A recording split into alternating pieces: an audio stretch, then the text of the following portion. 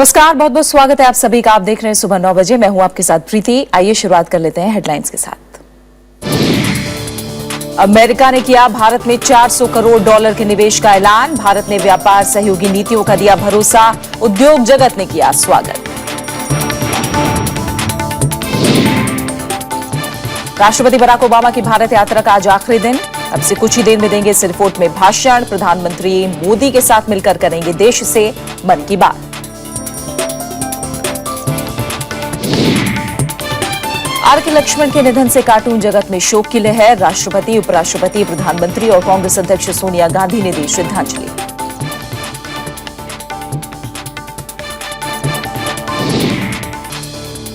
गणतंत्र दिवस के अवकाश के बाद दिल्ली में फिर जोर पकड़ेगा चुनाव प्रचार। कैश फॉर नोट मामले में अरविंद केजरीवाल को आज देना है चुनाव आयोग को जवाब।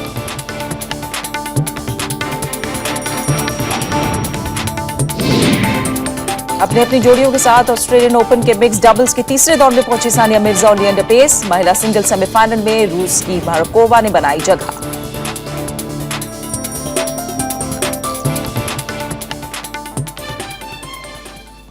भारत दौरे के आखिरी दिन आज अमेरिकी राष्ट्रपति बराक ओबामा दिल्ली के सिरफोर्ट ऑडिटोरियम में व्याख्यान देंगे। इसमें वो दोनों देशों के रिश्तों में नई ऊर्जा और इससे लोगों के जीवन में बदलाव को लेकर बात कर सकते हैं। साथ ही उनके भाषण में आतंकवाद के खिलाफ लड़ाई, ऊर्जा, रक्षा सहयोग और आर्थिक विकास का मुद्दा शामिल होने की उम्मीद है। बराक ओबामा और प्रधानमंत्री नरेंद्र मोदी आज संयुक्त रूप से रेडियो पर मन की बात भी करेंगे, जिसका प्रसारण शाम को किया जाएगा। अमेरिकी राष्ट्रपति दोपहर के वक्त अपनी भारत यात्रा पूरी करके सऊदी अरब के लिए रवाना हो जाएंगे। तो आज आखिरी दिन है बराक ओबामा की यात्रा का। सिरफोर्ट ऑडिटोरियम, दिल्ली के सिरफोर्ट ऑडिटोरियम में आज बराक ओबामा व्याख्यान देंगे और ऐसा माना जा रहा है कि इस व्याख्यान में वो अमेरिका और भारत के आपसी रिश्तों में नई ऊर्जा और इससे लोगों के जीवन में किस तरह का बदलाव आएगा, इसे लेकर बातचीत कर सकते हैं। साथ ही उम्मीद है कि उनके भाषण में आतंकवाद के खिलाफ लड़ाई का जिक्र होगा। ऊर्जा, रक्षा सहयोग और आर्थिक विकास का मुद्दा भी उनके व्याख्यान में शामिल हो सकता है। बराक ओबामा और प्रधानमंत्री नरेंद्र मोदी आज शाम के वक्त संयुक्त रूप से मन की बात रेडियो कार्यक्रम भी करेंगे, जिसका प्रसारण शाम को किया जाएगा और दोपहर के वक्त बराक ओबामा की भारत यात्रा पूरी हो जाएगी और वो यहां से सऊदी अरब के लिए निकल जाएंगे। पहला दिन हमने देखा बड़े समझौतों के नाम रहा, दूसरा दिन बिजनेस मीट को लेकर रहा और आज दिल्ली के सिरफोर्ट ऑडिटोरियम में बराक ओबामा व्याख्यान देंगे। अमेरिकी राष्ट्रपति बराक ओबामा ने भारत के साथ व्यापार के लिए $4 अरब के निवेश और मदद का ऐलान किया है। सोमवार को भारत अमेरिका सीईओ फोरम में हिस्सा लेते हुए अमेरिकी राष्ट्रपति ने भारत से व्यापार, कानून और कर व्यवस्था को सरल बनाने की बात कही। वहीं बौद्धिक संपदा अधिकारों से जुड़े मुद्दों के समाधान पर भी जोर दिया। वहीं प्रधानमंत्री नरेंद्र मोदी ने देश में निवेशकों के लिए आसान कारोबारी माहौल देने का वादा किया है। भारत दौरे के दूसरे दिन सोमवार को अमेरिकी राष्ट्रपति बराक ओबामा और प्रधानमंत्री नरेंद्र मोदी ने भारत अमेरिकी सीईओ फोरम में उद्योगपतियों के साथ चर्चा की। इस दौरान बराक ओबामा ने अगले 2 सालों में भारत में बड़े पैमाने पर निवेश और आर्थिक मदद का भरोसा दिलाया। उन्होंने कहा कि US trade and investment development agency Bharat में अक्षय ऊर्जा में सहयोग के लिए $2 अरब देगी। Specifically, over the next 2 years, our Export-Import Bank will commit up to $1 billion in financing to support Made in America exports to India. And OPIC will support our U.S. Trade and Development Agency will aim to leverage nearly $2 billion in investments in renewable energy in India. अमेरिकी राष्ट्रपति ने Bharat America को वैश्विक साझेदार बताते हुए कहा कि दोनों देश आर्थिक संबंधों को पूरी क्षमता से आगे बढ़ा रहे हैं, जिसका फायदा दोनों देशों के लोगों को मिलेगा। इस मौके पर प्रधानमंत्री नरेंद्र मोदी ने अमेरिका की चिंताओं को दूर करते हुए भरोसा दिलाया कि भारत निवेशकों को एक भरोसेमंद कर व्यवस्था और कारोबार के लिहाज से आसान माहौल देगा और पिछले कुछ समय से इस दिशा में कई कदम उठाए गए हैं। My message to you is this: you will find environment that is not only open but also welcoming. We will guide you and work with you in your projects. You will find a climate that encourages investment and rewards enterprise. अमेरिकी राष्ट्रपति ने भारत में $4 अरब निवेश की घोषणा की। इसमें make in India कार्यक्रम में मदद के लिए $1 अरब, लघु और मध्यम उद्योग के लिए $1 अरब और अक्षय ऊर्जा परियोजना में $2 अरब का निवेश शामिल है। फोरम में चर्चा के दौरान अमेरिका ने बौद्धिक संपदा अधिकार जैसे मुद्दों को लेकर चिंता जताई और इसका समाधान निकालने की जरूरत बताई। Bureau report, Rajya Sabha TV. Bharat America द्विपक्षीय संबंधों और व्यापारिक साझेदारी को लेकर उद्योगपतियों ने सकारात्मक प्रतिक्रिया दी है। मैं समझता हूँ ये बहुत दोनों देशों के लिए बहुत अच्छा रहेगा। ये दुनिया की सबसे 2 बड़ी डेमोक्रेसीज है। हमारे म्यूचुअल इन्वेस्टमेंट और ट्रेड में बहुत बढ़ोतरी होनी चाहिए और ये विजिट से मैं समझता हूँ कि इसमें जरूर काफी फायदा देखने को मिलेगा। I think what is important is that their statements of partnership and collaboration of US companies into India, of financing by US companies, the Exim line, $2 billion now being talked of for the renewable sector. All of this will help in terms of the way our two countries' businesses work together. It's a very positive sign if both the leaders are really focusing and assuring the business community on both sides that that things will move in the right direction, that the ease of doing business on both sides is going to improve, that the investment climate is going to improve, that it is going to become an enabling environment on both sides to invest. I think it's very good. और आज Barack Obama के भारत दौरे का आखिरी दिन है। आज city fort auditorium में उन्हें व्याख्यान देना है। हमारे संवाददाता अखिलेश सुमन सीधे सिटी फोर्ट ऑडिटोरियम से हमारे साथ जुड़े हुए, उनका रुख करते हैं। अखिलेश, हमने देखा पहला दिन बड़े समझौतों के नाम रहा, दूसरा दिन 26 जनवरी की परेड के बाद हमने देखा बिजनेस समिट रही, तमाम अहम बातें इसमें भी निकल कर आई। आज का दिन किस तरह से खास है, किस तरह का व्याख्यान सिटी फोर्ट ऑडिटोरियम में होने वाला है? बिल्कुल ठीक कहा प्रीति आपने। पहला दिन भारत और अमेरिका के बीच में जो आधिकारिक निगोशिएशन है उसमें गया। दूसरा दिन गणतंत्र दिवस समारोह और बिजनेस समिट, और आज जो है आज राष्ट्रपति बराक ओबामा यहाँ के भारत के सिलेक्ट लोगों के साथ मिलना चाहते हैं। उन सिलेक्ट लोगों में आपको पता होगा कि नोबेल पुरस्कार मिला था पिछले दिनों हमारे यहाँ, उनसे भी मिलेंगे और भारत को कुछ यंग लीडर से मिलेंगे। आज के कार्यक्रम की खास बात यह है कि वे अमेरिका और भारत के संबंधों की जो महत्व है उस महत्ता को रेखांकित करना चाहते हैं राष्ट्रपति बराक ओबामा। राष्ट्रपति बराक ओबामा भारत की जो डाइवर्सिटी है और अमेरिका की जो डाइवर्सिटी है उसमें कई तरह की एकरूपताएं हैं। भारत में भी कई तरह के लोग रहते हैं, अमेरिका में भी कई तरह के लोग रहते हैं, दोनों दुनिया के सबसे बड़े लोकतंत्र हैं। और इस मामले में बराक ओबामा भारत और अमेरिका के बीच जो संदेह के बादल हैं, लोगों के मन में संदेह के जो बादल हैं, उस बादल को दूर करना चाहते हैं। वे यह बताना चाहते हैं कि भारत के लोगों की जो ऊर्जा है, भारत के लोगों की जो मानव संसाधन है, जो बल है, मानव बल है, उसका अमेरिका के साथ मिलने पे कैसा चमत्कार हो सकता है, इसके बारे में भारत के लोगों को बताना चाहते हैं। जी अखिलेश, कौन से अहम मसले हैं जिनको लेकर बातचीत हो सकती है? और हमने देखा जब प्रधानमंत्री नरेंद्र मोदी अमेरिका गए थे, उन्होंने न्यूयॉर्क और वॉशिंगटन में किस तरह की सभाएं की थी। यहां पर भी बराक ओबामा आज जिस तरह से व्याख्यान दे रहे, एक तरह से इसको हम ओपन मीट मान सकते हैं। और जिस तरह की बात कही गई थी कि दो देशों के रिश्ते फुल स्टॉप और कॉमा के बीच में बन के नहीं रह सकते, क्या माना जाए ये उसी तरह की कोशिश है, उसी कदम की तरफ आगे बढ़ा जा रहा है? निश्चित तौर पे अगर आपको याद हो तो परसों जब बराक ओबामा प्रेस कॉन्फ्रेंस को संबोधित कर रहे थे तो उन्होंने यह भी कहा कि जब मोदी गए थे अमेरिका तो उनका बॉलीवुड के स्टार की तरह स्वागत किया गया था। काफी खुशी मुस्कुराहट के साथ उन्होंने कहा था। तो जो प्रधानमंत्री नरेंद्र मोदी ने अमेरिका में किया वह एक तरह से पब्लिक डिप्लोमेसी एक्सरसाइज था, मतलब कि अमेरिका के लोगों के साथ जुड़ने का एक्सरसाइज था। और प्रधानमंत्री नरेंद्र मोदी ने यह भी किया कि भारत के जो लोग रहते हैं, एनआरआई जो हैं वहाँ के, उन लोगों के अंदर विश्वास पैदा करना, उन लोगों के अंदर यह बताना कि भारत का एक स्ट्रांग लीडरशिप है जो अमेरिका में आकर अमेरिका के जो लोग वहां के लोगों को वहां की पूरी व्यवस्था में जो योगदान कर रहे हैं वो वहां करें और भारत में भी योगदान करें। इस तरह का संदेश प्रधानमंत्री नरेंद्र मोदी ने न्यूयॉर्क और वाशिंगटन डीसी में दिया था।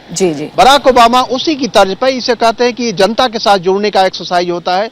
इस एक्सरसाइज में वे भारत की जनता को यह आश्वस्त करना चाहते हैं कि भारत और अमेरिका के बीच जो संदेह के बादल हैं, दोनों में कई तरह की आशंकाएं रहती हैं।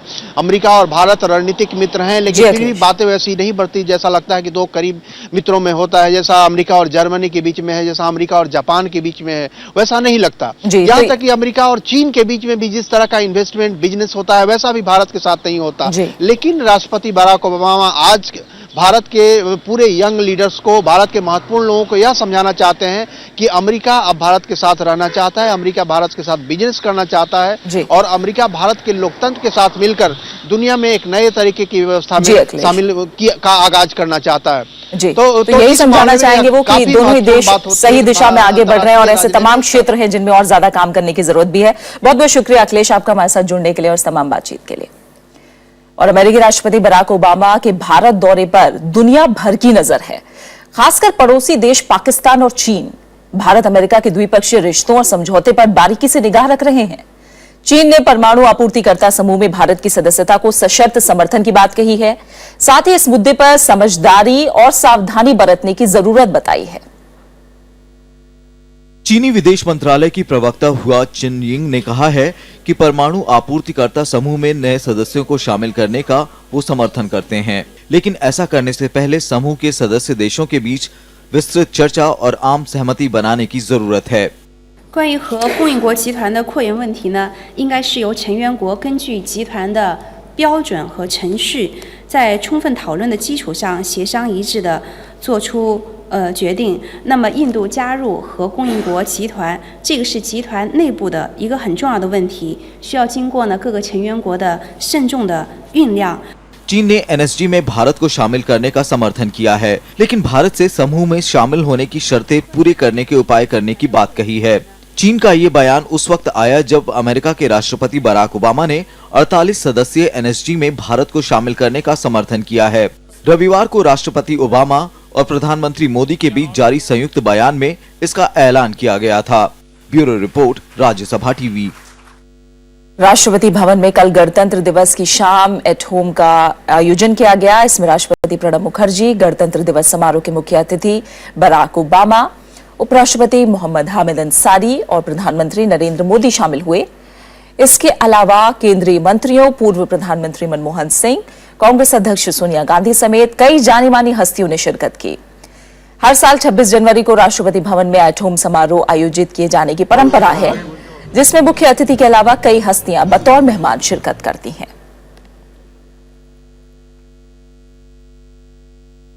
अमेरिकी राष्ट्रपति बराक ओबामा की मुलाकात कांग्रेस अध्यक्ष सोनिया गांधी और पूर्व प्रधानमंत्री मनमोहन सिंह से हुई।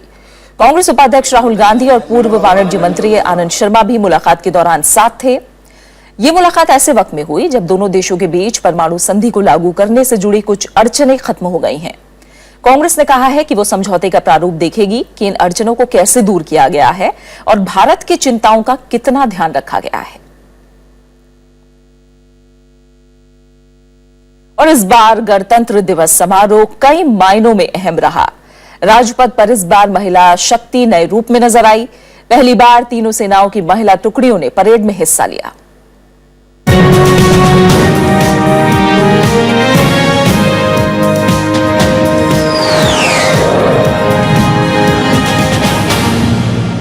भारत की ताकत और विरासत का प्रदर्शन, प्रगति और गौरव के क्षण। 66वें गणतंत्र दिवस समारोह की थीम महिला सशक्तिकरण। राजपथ पर कदम ताल करती ये है देश की तीनों सेनाओं की महिला टुकड़ियां, जो नारी शक्ति के गौरव का प्रतीक हैं। पहली बार देश दुनिया ने महिला सैनिकों को परेड की अगुवाई करते देखा।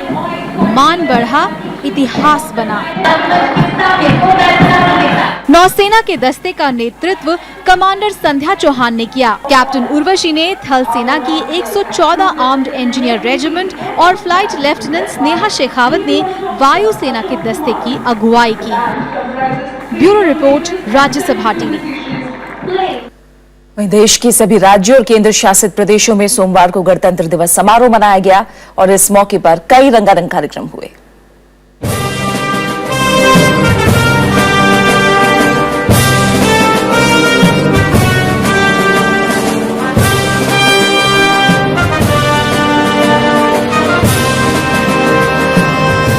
गगन गगन लहराया तिरंगा, आन बान शान का प्रतीक तिरंगा, आसमान में लहराया तिरंगा। नया राज्य बनने के बाद तेलंगाना ने पहला गणतंत्र दिवस मनाया। पड़ोसी राज्य आंध्र प्रदेश में भी कई आयोजन हुए। महाराष्ट्र और बिहार में गणतंत्र दिवस का उत्साह देखते ही बना। मुंबई में राज्यपाल सी विद्यासागर राव ने ध्वजारोहण किया, तो पटना में मुख्यमंत्री जीतन राम मांझी ने परेड की सलामी ली।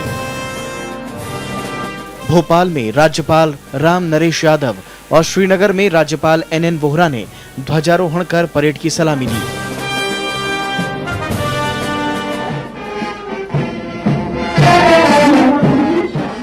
पश्चिम बंगाल और तमिलनाडु, कर्नाटक और असम में भी पूरे उल्लास के साथ गणतंत्र दिवस समारोह मनाया गया। कोलकाता में हेलीकॉप्टर से फूलों की बारिश का नजारा देखते ही बना। देश के बाकी राज्यों और केंद्र शासित प्रदेशों में गणतंत्र के पर्व पर सांस्कृतिक विविधताओं की झांकियों की मनोरम आभा दिखी। जन गण मन के उत्सव में एकता का स्वर भी गूंजा। 66वें गणतंत्र दिवस समारोह में झांकियों के जरिए राज्य सरकारों ने अपनी योजनाओं और कार्यक्रम का जिक्र भी किया। Bureau report, Rajya Sabha TV.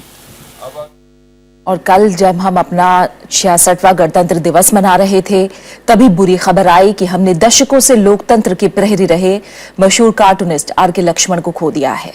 उनके निधन पर राष्ट्रपति, उपराष्ट्रपति, प्रधानमंत्री ने शोक जताया है। साथ ही कांग्रेस अध्यक्ष सोनिया गांधी समेत देश की जानी मानी हस्तियों ने आर.के. लक्ष्मण को श्रद्धांजलि दी है। Cartoonist R K. लक्ष्मण के निधन को राष्ट्रपति प्रणब मुखर्जी ने व्यक्तिगत क्षति बताया है। अपने शोक संदेश में राष्ट्रपति प्रणब मुखर्जी ने कहा, देश हमेशा उनकी कमी को महसूस करेगा। आर.के. लक्ष्मण ने कॉमन मैन चरित्र को राष्ट्रीय पहचान दी। उन्होंने हास्य के जरिए महत्वपूर्ण सामाजिक संदेश दिए।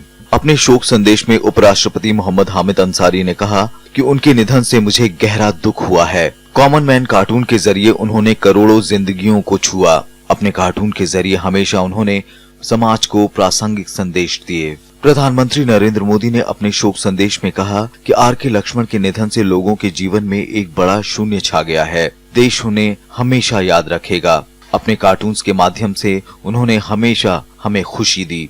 आर.के. लक्ष्मण के निधन पर कार्टून जगत में भी शोक की लहर है। लक्ष्मण जी कार्टून शंकर के बाद ऐसे कार्टूनिस्ट थे जिन्होंने कार्टून विद्या को पहचान दिलाई। मुझे लगता है कि आर.के. लक्ष्मण का जाना एक बहुत बड़ा लॉस है हिंदुस्तान की कार्टूनकारी के लिए, दुनिया की कार्टूनकारी के लिए, और मुझे लगता है कि पत्रकारिता के लिए और हिंदुस्तान की मुझे लगता है कि इतने बड़े एक आइकॉन का चले जाना हिंदुस्तान से, दुनिया से, एक बहुत बड़ा लॉस है। दुखद खबर है, जैसे कि ये किसी भी कार्टून्स के लिए, किसी भी फ्रीडम ऑफ एक्सप्रेशन की बात करने वाले व्यक्ति के लिए ये इससे बड़ा मतलब दुखद क्षण कोई नहीं हो सकता है। बेशक हर दौर में आम आदमी के मुद्दे, समस्याएं और सरोकार रहेंगे, लेकिन उन पर कार्टून बनाने वाले आर.के. लक्ष्मण नहीं होंगे। शायद ये भी कॉमन मैन के दुख का एक सबब है। Bureau report, Rajya Sabha TV. फिलहाल यहाँ रुक रहे एक छोटे से ब्रेक के लिए, जल्द वापस लौटेंगे।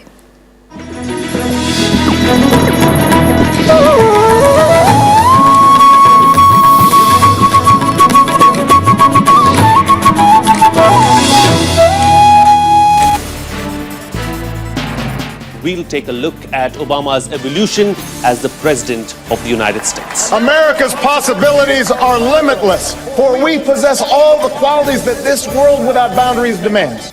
We are made for this moment, and we will seize it so long as we seize it together. I, Barack Hussein Obama, do solemnly swear that I will faithfully execute where he hails from, what was his childhood like, his education and career in law. We are an American family and we rise or fall together as one nation and as one people. Watch our special report, Barack Obama, Audacity of Hope, only on Rajya Sabha television. In the Maths Factor, we travel through time and space and see how maths has evolved and how it is a part of the world around us. Join us on Rajya Sabha television. Watch the Maths Factor every Sunday at 8 a.m.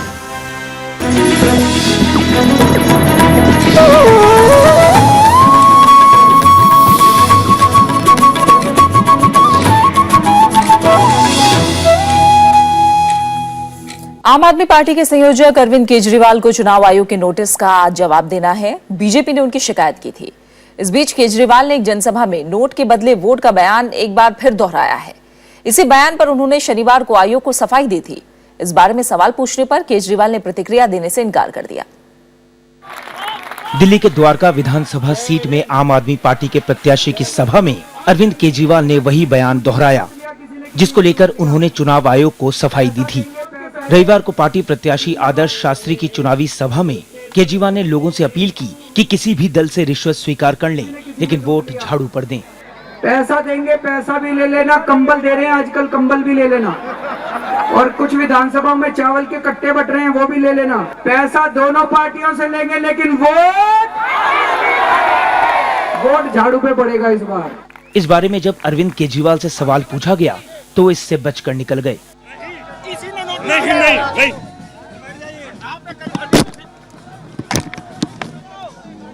Arvind Kejriwal ने 18 जनवरी को उत्तम नगर की चुनावी सभा में पहली बार ये बयान दिया था। विपक्ष की शिकायत पर चुनाव आयोग ने उन्हें नोटिस भेजा था। केजरीवाल ने जवाब में आदर्श आचार संहिता लागू रहने तक ऐसे बयान न देने की बात कही थी। बीजेपी का आरोप है कि केजरीवाल संवैधानिक संस्थाओं का सम्मान नहीं करते।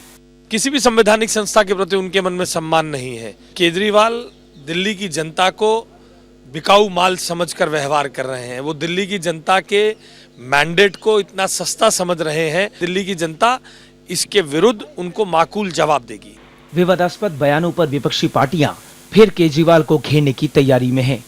ऐसे में केजरीवाल की मुश्किलें बढ़ सकती हैं। प्रणव गोस्वामी, राज्यसभा टीवी। दिल्ली विधानसभा चुनाव में आज से चुनाव प्रचार जोर पकड़ेगा। सभी पार्टियों के दिग्गज इस हफ्ते प्रचार के मैदान में उतरेंगे। दिल्ली में आज कांग्रेस उपाध्यक्ष राहुल गांधी का रोड शो होगा। दिल्ली विधानसभा चुनाव के लिए आज से प्रचार की मुहिम तेज हो जाएगी। कांग्रेस उपाध्यक्ष राहुल गांधी आज कालकाजी में रोड शो के जरिए पार्टी के प्रचार की औपचारिक शुरुआत करेंगे। इसी हफ्ते 29 जनवरी को सीलमपुर में उनकी एक रैली भी होगी। 1 फरवरी को कांग्रेस अध्यक्ष सोनिया गांधी बदरपुर में रैली करेंगी, जबकि 4 फरवरी को बवाना में राहुल गांधी की रैली होने की संभावना है। पार्टी ने 5 फरवरी को पूर्व प्रधानमंत्री मनमोहन सिंह की हरिनगर में रैली की तैयारी की है। इसी हफ्ते कांग्रेस अपने घोषणा पत्र के दूसरे हिस्से का ऐलान भी कर सकती है। बीजेपी ने भी धुआंधार प्रचार की व्यापक तैयारियां की हैं। प्रधानमंत्री नरेंद्र मोदी, बीजेपी अध्यक्ष अमित शाह समेत पार्टी के आला नेता, केंद्रीय मंत्री और स्टार प्रचारक प्रचार में हिस्सा लेंगे। पार्टी के मुताबिक नरेंद्र मोदी 31 जनवरी को शाहदरा में रैली करेंगे, जबकि 1 फरवरी को पश्चिम दिल्ली, 3 फरवरी को रोहिणी और दक्षिण दिल्ली में भी प्रधानमंत्री की रैलियां होंगी। इसी हफ्ते बीजेपी का घोषणा पत्र भी आ सकता है। इस हफ्ते आम आदमी पार्टी का प्रचार अभियान भी चरम पर होगा। पार्टी के संयोजक अरविंद केजरीवाल पार्टी उम्मीदवारों के पक्ष में जनसभाएं करेंगे। वहीं दूसरी पार्टियां भी जोर शोर से प्रचार अभियान आगे बढ़ाएंगी। Bureau report, Rajya Sabha TV. वहीं स्पेन में एक लड़ाकू जेट विमान सैन्य अड्डे पर दुर्घटनाग्रस्त हो गया है। स्पेन के रक्षा मंत्रालय का कहना है कि लॉस लिनियोस में वायुसेना के अड्डे पर हुई इस दुर्घटना में 10 लोग मारे गए हैं, 21 लोग जख्मी हो गए हैं। सैन्य अधिकारियों के मुताबिक F-16 उड़ान भरने के कुछ ही देर बाद नीचे आ गया और पार्किंग क्षेत्र में आकर क्रैश हो गया। दुर्घटना के दौरान वहां खड़े कई विमानों से ये विमान जा टकराया। ये विमान नेटो के सैन्य अभ्यास में हिस्सा ले रहा था। स्पेन के प्रधानमंत्री मारियानो राजोय ने बताया है कि हादसे में मारे गए ज्यादातर लोग विदेशी नागरिक हैं। अमेरिका ने आने वाले समय में भी अंतर्राष्ट्रीय स्तर पर तेल की कीमत कम रहने की उम्मीद जताई है। वॉशिंगटन में कैरेबियाई ऊर्जा सुरक्षा शिखर सम्मेलन में बोलते हुए अमेरिकी उपराष्ट्रपति जो बाइडेन ने कहा कि दुनिया में पिछले साल जून के बाद तेल की कीमतों में लगातार गिरावट आई है और ये $50 प्रति बैरल के नीचे पहुंच गया है और इसके आने वाले समय में कम बने रहने की उम्मीद है। जो बाइडेन दुनिया के देशों से इस मौके का अक्षय ऊर्जा में निवेश के लिए इस्तेमाल करने पर जोर भी दिया। Let's start with oil prices, now under $50 a barrel. This gives governments a little space to breathe and is likely it's going to remain relatively low for at least the near term, the next several years. The time is now. Renewable energy is affordable. America पर बर्फीले तूफान का खतरा मंडरा रहा है। America की national weather service ने उत्तर पूर्वी अमेरिका में तूफान को लेकर अलर्ट जारी किया है। इसकी वजह से अमेरिका में कई फ्लाइट्स कैंसिल कर दी गई हैं। नेशनल वेदर सर्विस ने इस तूफान के भीषण होने की चेतावनी देते हुए स्थानीय लोगों को इससे निपटने के लिए तैयार रहने को कहा है। अमेरिकी मौसम विभाग के मुताबिक ये बर्फीला तूफान आज बॉस्टन और न्यूयॉर्क को अपनी चपेट में ले सकता है। इस दौरान तेज सर्द हवाएं चलने और भारी बर्फबारी की आशंका जाहिर की गई है। बात ऑस्ट्रेलियन ओपन की। इस टूर्नामेंट में सोमवार का दिन भारत के लिए अच्छा रहा। भारत की सानिया मिर्जा और ब्राजील की ब्रूनो सोरे की जोड़ी मिक्स डबल्स के तीसरे दौर में पहुंच गई है। सानिया और ब्रूनो की जोड़ी ने मेक्सिको के सेंटियागो गोंजालेज और अमेरिका के एबिगेल स्पेस की जोड़ी को 7-5, 6-7 और 10-8 से हरा दिया। जबकि एक दूसरे मुकाबले में लिएंडर पेस और मार्टिना हिंगिस की जोड़ी ने स्पेन की एनाबेल मेडिना और पाब्लो एडुजर की जोड़ी को 6-3, 6-1 से मात दी। वहीं ऑस्ट्रेलियन ओपन टेनिस टूर्नामेंट में सर्बिया के नोवाक जोकोविच ने लग्जमबर्ग के जालिस मुलर को 6-4, 7-5 और 7-5 से हराकर क्वार्टर फाइनल में प्रवेश कर लिया है। दोनों खिलाड़ियों के बीच जबरदस्त मुकाबला देखने को मिला, लेकिन आखिर में जोकोविच की जीत हुई। अब क्वार्टर फाइनल में जोकोविच कनाडा के माइलोस रोनिक का सामना करेंगे। वहीं एक दूसरे मैच में वीनस विलियम्स पोलैंड की एग्निका रादवांस्का को 6-3, 6-2 और 6-1 से हराकर क्वार्टर फाइनल में पहुंच गई हैं। वीनस के सामने रादवांस्का ने निराशाजनक प्रदर्शन किया और मैच हार गई, जबकि उनकी बहन सेरेना विलियम्स ने गेब्राइन मुगुरुजा को 2-6, 6-3 और 6-2 से हराकर क्वार्टर फाइनल में प्रवेश कर लिया है। दोनों के बीच कड़ा मुकाबला देखने को मिला।